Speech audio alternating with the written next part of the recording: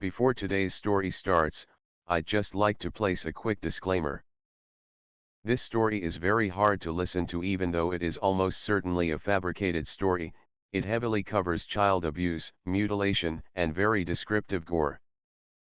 Please keep these in mind before continuing with the video, and if you chose to listen, I hope you enjoy, you sick fucks. Kissy face emoji.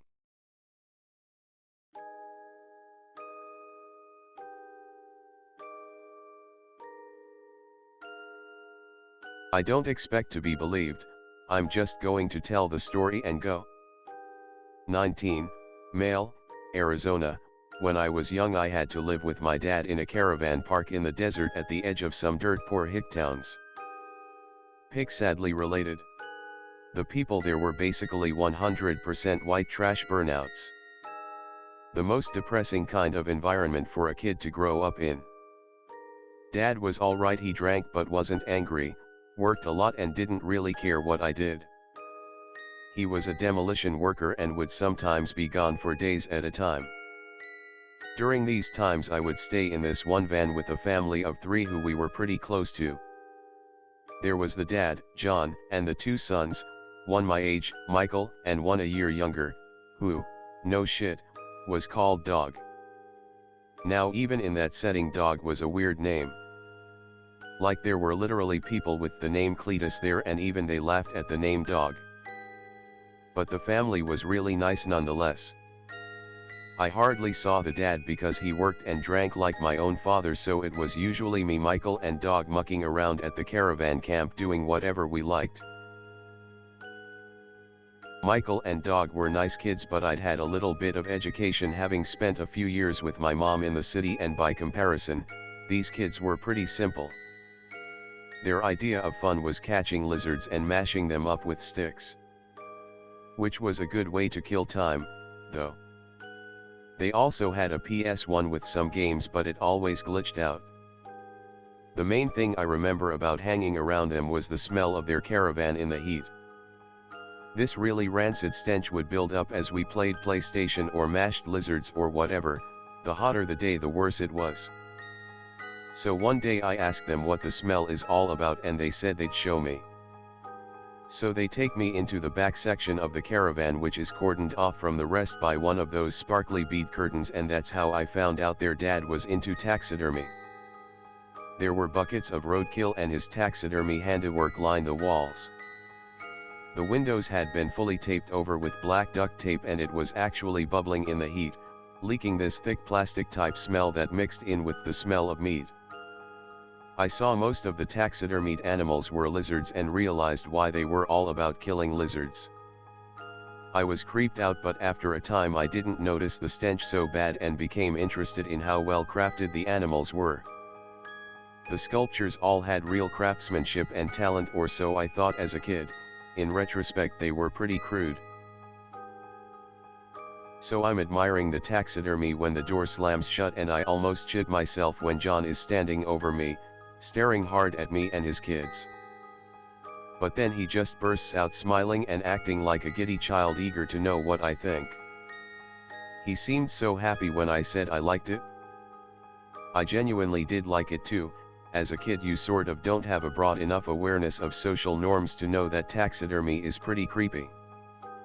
Another thing I didn't notice at the time was that even though he was incredibly nice and warm to his sons, they both acted totally submissive and treated his every word as an order. When he asked if I would like a beer, for instance, they both said yes sir in tune and rushed to the fridge. But he just laughed and they were smiling, so I didn't suspect anything was wrong. That night we made a small fire outside and all got drunk. Me, Michael, and Dog were kids, so it didn't take much.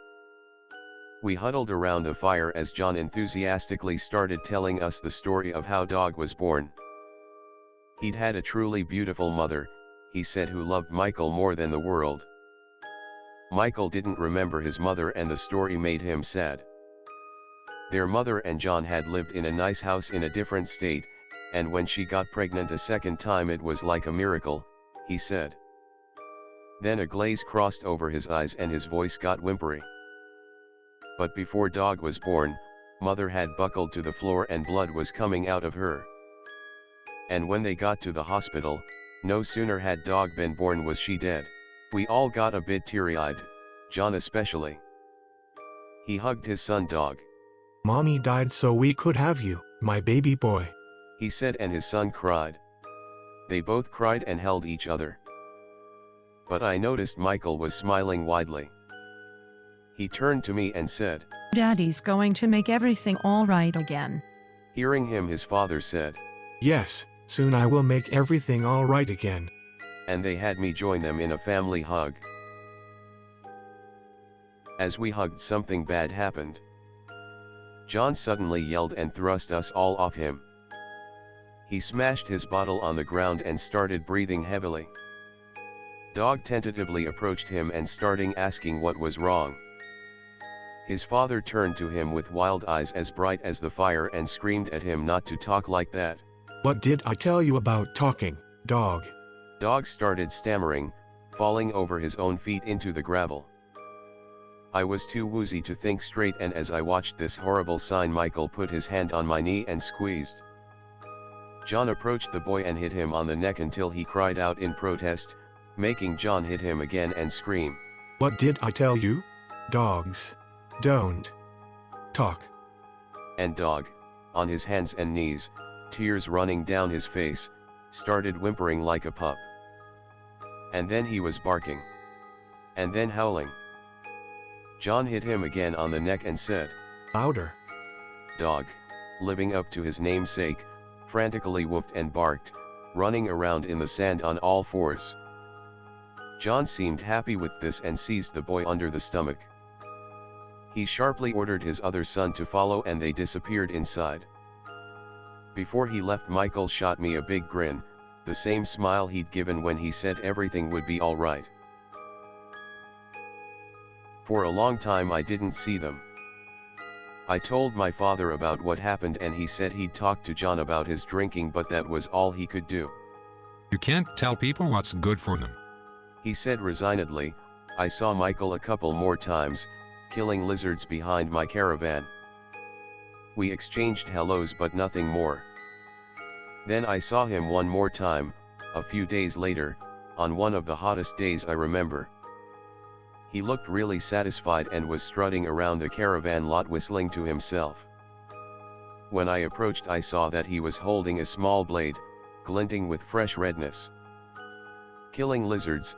I asked tentatively. He winked, grinned big and said, Just making some final adjustments. And he walked off. As he did so, I heard a slow, awful moan from behind their caravan. It was the guttural wail of an animal. But before I could reach it, there was the sound of the door slamming, and only twin peels of blood droplets were left in the sand. Many weeks passed. One day, I was home alone when there was a knock at the door. I opened it and saw John, standing and smiling. His appearance struck an instant unease in me, but he started apologizing for the night I had witnessed, and seemed very genuine. He talked about how his drinking was out of hand and he really shouldn't have gone off around me. He wanted me to know that things were finally getting better, and wanted me to come over and see them all. Half out of fear, half out of childish naivete, I followed him. I really am sorry. He should know not to act that way. He kept saying. But things are finally getting back to normal. It's been a long road, and a hard one, but things are finally coming full circle. I noted that now all the windows had been blacked out. He opened the door and shut it behind me. Inside it smelled worse than ever. I almost gagged at the fecal stench, the burned plastic and mincemeat. And it was hard to see too, the whole place was dimmed out through the taped-up windows. A cloud of foul-smelling steam hung in the air. I looked down and saw Michael, casually sprawled on a mattress playing PlayStation, as if unaware of the changes. He was excited to see me. Hey man. Things have gotten so much better. It's been a long road, and a hard one, but it's finally getting back to the way things were. He was grinning like he could hardly contain himself. Him and his father kept exchanging sneaky smiles. I noticed he was wearing a shirt and pants many sizes too big for him. Who's up for a beer? He announced. His dad jokingly responded, Yes, sir, man of the house. and bent down to get some cans out. Michael shot me a look like we were both in on a big joke. I tried to ignore the noises coming from behind the bead curtain, but he sensed it on me and said, Wait till you see it. Our brand new dog. Michael passed through the curtain in few steps. I felt John press a cold beer into my hand and his palm against my back, pushing me through the beads and into the taxidermy room. The smell was all-pervading. Bowls of meats lay around the floor, some visibly glistening with maggots. The buzzing of flies half melted into the window filled the place. And in the corner of the room, overlooked by the stuffed heads of the animals, was a kennel. The rest was like a fever dream. Michael's voice was insonorous and far away as he said, Out, dog, out. John stood in the corner, pride swelling in his face. And then it was shuffling out of its kennel, one paw after the next. The brand new dog, it was John's best work by far. The unsteady, wobbling walk was achieved through 2 cuts to the wrists and ankles, very small. I remembered the blade and the droplets in the sand. His hands and feet dragged pathetically behind him as he lurched forward. A diagram of wires covered the body performing functions I could only guess at. The back was bent into the curved shape of a dog, and the head jutted forward from a neck enmeshed in chicken wire and wounds. But the face was the masterpiece. The jaws had been stretched out in a contraption looking like a mouth guard, that sturdied itself with thick pylons in the gums. Split down the middle so the entire tongue was permanently flapping out, dripping. The nose had been, it seemed, flattened into shape, and the open nasal cavities were thickly coated with wetness. The ears, dragged back towards the shoulders with chicken wire, were now long and pointed, stretching the whole head into a brand new shape. The only thing that remained untouched were Dog's terrified eyes, from which I saw were bleeding streams of tears. Good boy. Michael was saying, kneeling to Dog's level. That's a good dog. Then he struck it on the back so that it buckled over. Stop that. Dogs don't cry. Well trained, Dog let out a series of woeful howls. Michael, pleased, pushed a bowl towards him, and Dog, eyes unblinking, eagerly dipped his face straight into it and lapped it up. Michael and John stood side by side, the father with his hand on his son's shoulder. You did great, son. Everything's almost all right again. Everything will be back to normal now. Michael nodded. Now, son, it's time to put down the dog. John gingerly helped his son grip the rifle steady, helping his fingers around the grip and the trigger. I couldn't move. Not even a foot away from me, Dog was lapping up slop, his extended snout dripping with rotten meat. I could feel the heat of his body, I was so close. Michael steadied himself with the big gun, obviously not used to its weight. He stumbled back once, his father gently helped him back up. I couldn't feel my own body anymore.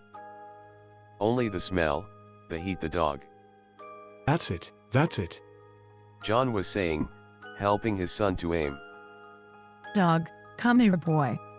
With horrible slowness, Dog turned on his spindle legs toward his brother. As Michael crooned, Good boy. the most awful sound emanated from somewhere inside the dog's throat, the gurgled sound of attempts at human speech in between half-formed barks and whimpers. As the blast exploded through the air, I passed out. When I came to, the gunpowder smell was still heavy in the air. I groggily took in the scene, a lumpen mess on the floor that had once been Dog, John, beaming at it, and Michael looking for once strangely serious, as if something had occurred to him just too late. As I slowly began twitching my fingers, urging any sort of movement out of my deadened body, John placed a hand on his son's shoulder and said, It's finally over, son. It's back to the way things were. For a moment, Michael looked at him, confused.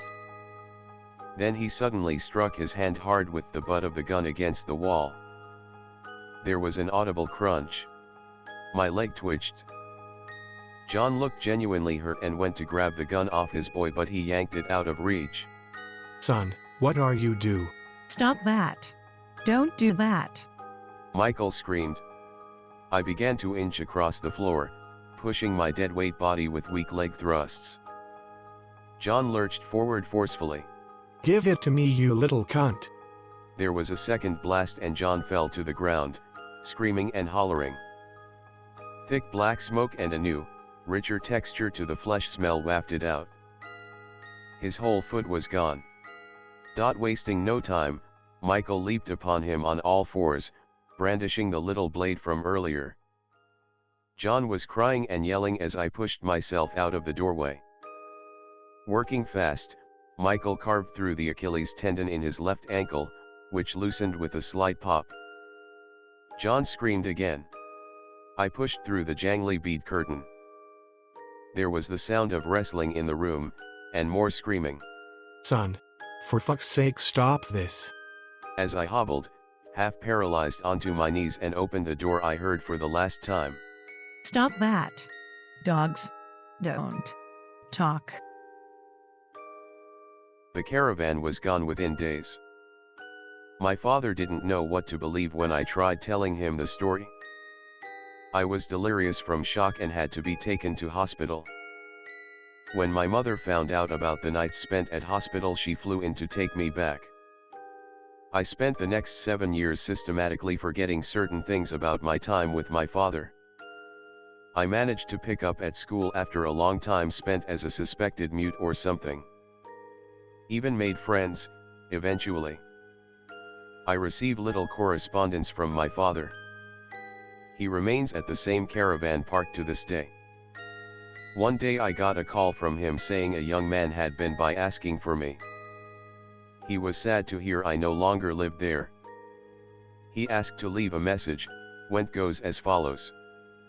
Dear Annan, it's been 15 dog years since we last met, but just wanted to let you know the old bitch is still kicking.